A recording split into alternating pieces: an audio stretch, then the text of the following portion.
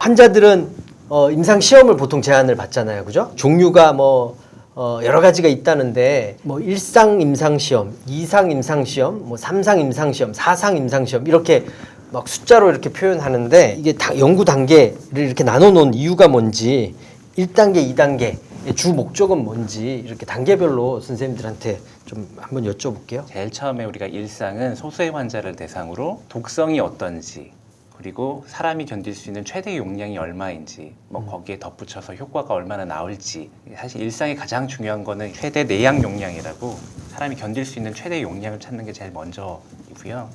이제 제가 얘기했던 것처럼 독성을 평가하는 게 제일 크기 때문에 암 환자의 경우에는 표준 치료가 일단 안 된 경우에 환자 컨디션은 너무 좋은데 우리가 더 좋은 약이 없는 경우에 이제 이론적으로 도움이 될 것 같다는 약을 그 환자분한테 동의를 구하고 쓰는 게 일상이고요. 이상 같은 경우는 일상 실험에서 이제 최대 내양 용량이 확인됐고 어느 정도 효과가 있을 거라고 우리가 생각되는 그런 약들이 이상으로 넘어와서 환자 수를 넓혔을 때 이 약이 정말 효과가 있느냐에 대해서 효능의 크기를 확인하는 연구를 이상 연구라고 합니다. 예를 들면 면역 치료제라든가 면역 기전이라든가 이런 것들이 항암 효과가 있을까를 증명을 하려면 그냥 무조건 사람한테 써보는 게 아니라 기전에 대한 것들이 다 밝혀지고 나서 사람들한테 쓴다면 얼마나 용량으로 써도 안전할까를 정해야 쓸 수 있으니까 그렇죠. 그거를 확인하기 위해서 일상을 하는 거죠. 근데 그런 걸 확인하는데 일반적인 모든 환자들한테 하기는 좀 어려우니까 기존 항암 치료나 이런 것들에서 좀 많이 표준 치료 실패한 경우에 주로 일상을 하게 된다. 어쨌든 그렇게 해서 용량이 정해지면 몇 명한테 좀 작은 숫자로 한다는 거죠, 일상은. 네. 그러면 몇 명한테는 독성도 이 정도 용량을 쓰면 되고 독성도 이 정도구나 라는 게 좀 확인이 됐지만 그거를 몇십 명한테 또는 수백 명한테 써볼 때 생각하지 못하던 독성이나 아니면은 평균적인 효과가 이만큼 되는지는 확인이 안 돼 있으니까 그거를 확인하기 위해서 조금 더 많은 사람 대상으로 효과와 안정성을 확인하기 위해서 한다. 그게 이상. 오케이. 임상 시험. 그럼 그 정도면 된 것 같은데 또 3상도 있고 4상도 있네요. 그죠? 3상은 또 그러면 목적이 뭐예요? 3상은 표준 치료와 이제 새로운 신약이 나오면 그 새로운 신약이 표준 치료에 대해서 효과가 더 있는지를 확인하는 거죠. 근데 보통 무작위 배정을 해서 환자는 실험군과 대조군으로 나눠져서 선택을 하게 되고 실험군은 뭐고 대조군은 뭐예요? 실험군은 신약을 투여하게 되는 환자군을 얘기하는 거고요. 대조군은 표준 치료를 하고 있는 환자군을 얘기를 합니다. 대부분은. 그런데 이제 제일 중요한 게 3상 임상 연구에서 효과가 있으면 그 약이 표준 치료에 갈 수 있는 가능성이 매우 높은 약으로 생각을 하게 되죠. 그렇죠. 지금 어쨌든 항암제라는 거는 이제 독성이라든가 이런 것들이 좀 문제가 되는 경우도 있고 그다음에 비용도 아주 고가고 그런 거기 때문에 기존 치료와 대비해서 더 의미 있느냐 또는 비슷하더라도 독성이 적으냐 이런 것들이 확인이 필요할 텐데 그런 걸 확인하기 위해서는 좀 많은 환자를 대상으로 연구를 해야 평균적으로 어떤 사람은 이 약이 더 독성이 심하고 어떤 사람은 신약이 더 독성이 심하고 이렇더라도 수백 명 대상으로 해보면 평균적으로 어떤지를 우리가 알 수 있어서 비교가 가능하다라는 거죠.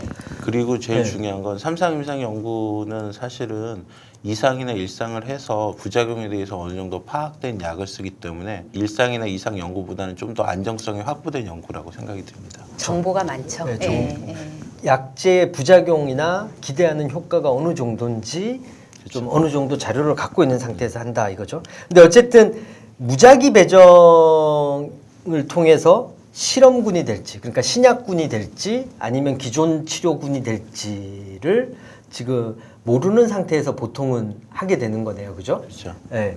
무작위 배정이 그러면 꼭 해야 되는 건가요? 당연히 그냥 신약만 하면 안 되나요?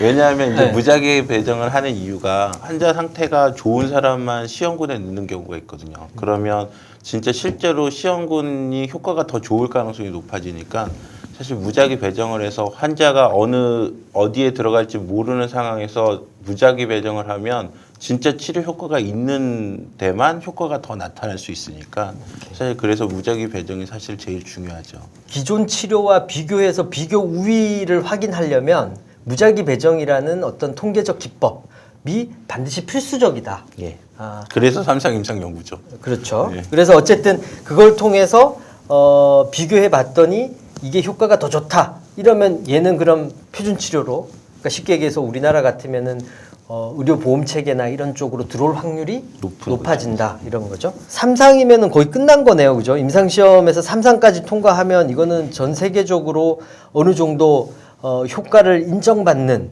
상태가 되는 거죠. 그렇죠.